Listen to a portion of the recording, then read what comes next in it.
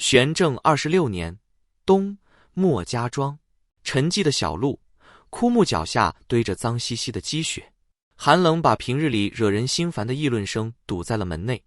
雪亮的天地清清静静，远远地传来几声犬吠。莫玄羽一身单衣，双手托腮，坐在屋顶上。他漫不经心地瞥了瞥隔壁院里跑来跑去的小孩，然后闭上眼，静静地听。冬天是个好季节，他想，满地的雪吸收掉了好多嘈杂的声音。比如那个夷陵老祖死了1年多，仙门百家却迟迟招不来他的魂魄；比如有位了不起的道长擒住了一个灭门凶手，大张旗鼓地扭送到金陵台上，也不知道后来怎么样了；比如赤峰尊前不久突然暴喜而亡，没过几日，街头巷尾就传出了好几种各式各样的版本。再比如那群总是凑在一起洗衣服洗菜的女人们，像无聊的麻雀一样叽叽喳喳地议论她的母亲。刺耳的声浪涌来，肆无忌惮地席卷着莫二娘子的小屋。莫玄羽记得，每当这个时候，母亲总是静静地听着，有时落几滴泪，有时面无表情，有时她会抬起头，苍白而漂亮，和年龄不符的细纹里写满了疲惫，对年幼的莫玄羽笑笑：“儿子，你将来要争气，知道吗？”然而那些声音就像人们鞋底扬起的灰土，肮脏又顽强，永远都安生不下来。莫玄羽烦得很，他烦的时候就会捂上耳朵，所以他很小就学会了躲开那些难听的声音。长大一些后，他发现只有坐在屋顶，耳边才会变得清静。他喜欢雪花从耳边簌簌而下的声音，喜欢又瘦又黄的炊烟徐徐上升的声音，喜欢肥肥的喜鹊在光秃秃的灌木丛里蹦跶的声音，喜欢小孩的虎头鞋踩在雪地里咯吱咯吱的声音，喜欢远处回荡在乡间小路上的女孩子们的笑声，还有，这是阿娘推门的声音。他睁开眼，玄羽，玄羽。莫二娘子左顾右盼地找了一圈，又跑哪去了？阿娘。莫玄羽挥挥衣袖，我在这儿呢。莫二娘子抬头，你怎么又上去了？还穿得这么薄？莫玄羽道，下面太吵了。白皙纤细的手臂从松垮的衣袖中露出来。是要开饭了吗，阿娘？哪里吵啊，你这傻孩子就知道吃。莫二娘子露出一抹忧郁的微笑，快下来吧，大姨一会儿就会派人送饭来了。莫玄羽轻盈地跳了下来，头发黑得生机勃勃，鲜红的发带闪过一道艳丽的影子。大姨每天送来的饭菜都不怎么样，莫玄羽却总是吃得很开心。莫二娘子看着清瘦的儿子，给他披上一件外衣，叹了口气10几年了，那个人再也没回来过，一眼都没来看过。屋内的炭盆半死不活地烧着，母子俩静静地吃着饭，仆妇间的议论声不安分地从门缝里钻了进来。哎，刚才在屋顶上坐着的是大少爷，怎么收成那个德行咧？他不一直那样吗？小时候体弱，也就二娘子宝贝他，为了好养活，一直宠女儿养。如今看来，屁用也没有，倒是养出了一身踉踉跄的脾气。宝贝他做什么？没成亲就生下来的孽种，还真等着那个大家主来接他走啊？做梦去吧。不过该说不说，这大少爷长得倒挺好看。好看有什么用？都10几岁了还病恹恹的，比女孩子还娇气，一看就不机灵，哪能跟紫渊少爷比啊？莫二娘子咬着筷子头，仅有的一点胃口都被耗没了。阿娘，你怎么不吃了？莫玄羽吭哧吭哧嚼着嘴里的青菜。莫二娘子放下碗，玄羽啊，前些日子娘叫你悄悄练的剑谱，你学得怎么样了？娘，那东西没什么用。莫玄羽道，那天表弟追着我打，到头来还是靠我跑得快。莫二娘子脸都快青了。你表弟才7岁，你大他那么多，怎么还打不过他呢？就是因为我大他那么多，他打我，我怎么好还手啊？莫玄羽撅着嘴，哎呀娘，我跑得快就够了，练什么剑谱啊？我整日里拿着树枝比划，好没意思啊。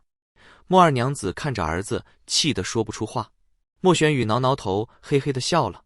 来来来，把碗给我，豆腐汤再不喝就凉了。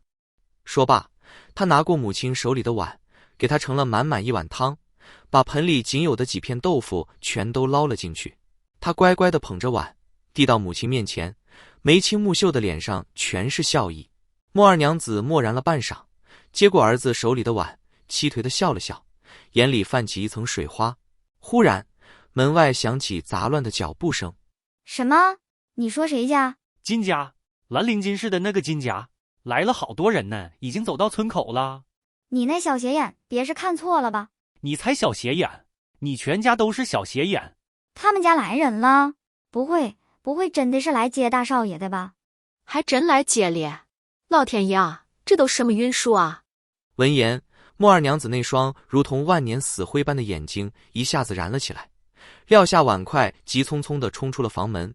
饭碗没放稳，在桌子上咕噜噜转了几圈，当啷一声摔在地上碎了。莫玄羽坐在桌前，叼着块蘑菇，一脸迷茫。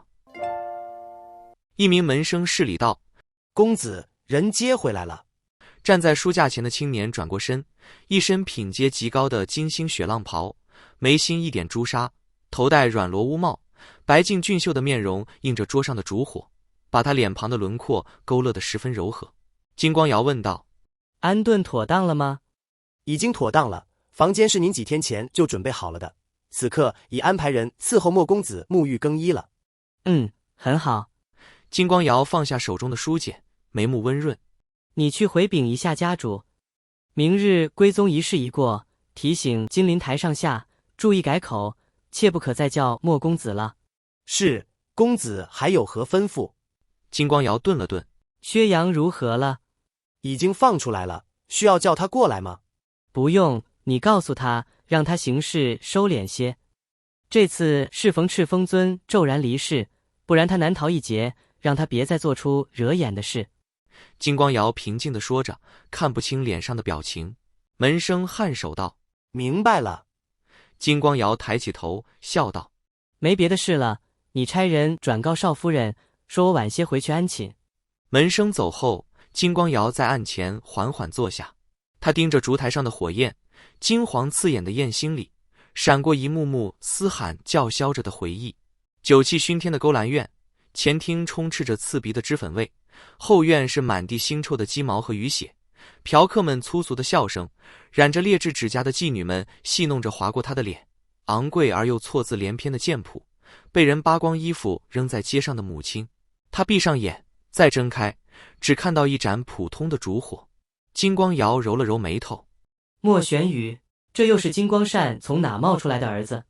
他苦苦经营这么多年，熬过了射日之争，熬死了金子轩和金子勋，甚至熬死了总是妨碍他的聂明珏。殚精竭虑，恨不得把一颗七窍的心使出九窍的力，才把金家的势力料理到如今这般恢宏。然而金光善却从未正眼瞧过他，还冷不丁的又接了个儿子回来，一回来就安排他认祖归宗，点朱砂入族谱。今天他看着给自己这位弟弟准备的金星雪浪袍，心里恨不得把他就地撕碎。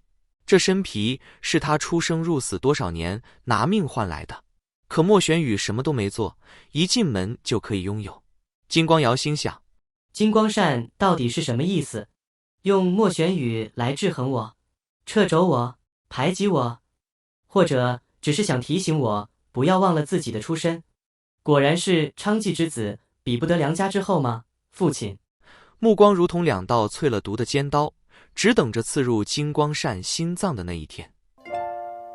莫玄羽穿着金家校服，发带也被换成了乌金色，背靠着墙，在床上缩成一团，红着眼圈抽抽搭搭。床上铺着米黄色的云锦，被子上是牡丹花纹的苏绣。他虽不识货，却也大抵看得出，这屋子里的陈设布置全都价格不菲。可是这里太吵了，行礼问安的声音，丝竹乐舞的声音，笼中鸟雀毫无感情的鸣叫，一群长得差不多的人影晃来晃去，脚步杂乱，嘴里说着许多他听不懂的废话。莫玄羽捂住耳朵，他不喜欢这些声音，他想念阿娘，想念他宁静舒适的屋顶。忽然有人敲门，一个好听的嗓音在门外响起：“玄羽，我能进去吗？”莫玄羽退到床角：“你是谁啊？”“我是你哥哥。”莫玄羽不知道该说什么，这一天不可思议的事太多了。面对这个忽然冒出来的哥哥，他虽茫然，却也没那么惊讶。那声音温柔地说道：“你别怕，我是来给你送宵夜的。”莫玄宇听到宵夜，才忽然意识到腹中的空虚。不管怎么说，吃饭为大，于是他清了清嗓子道：“那你进来吧。”门被推开，闪进来一张好看的脸，那张脸上是带着笑的。莫玄宇觉得好看极了。金光瑶端着一碗热乎乎的米酒汤圆，笑着在他床边坐下。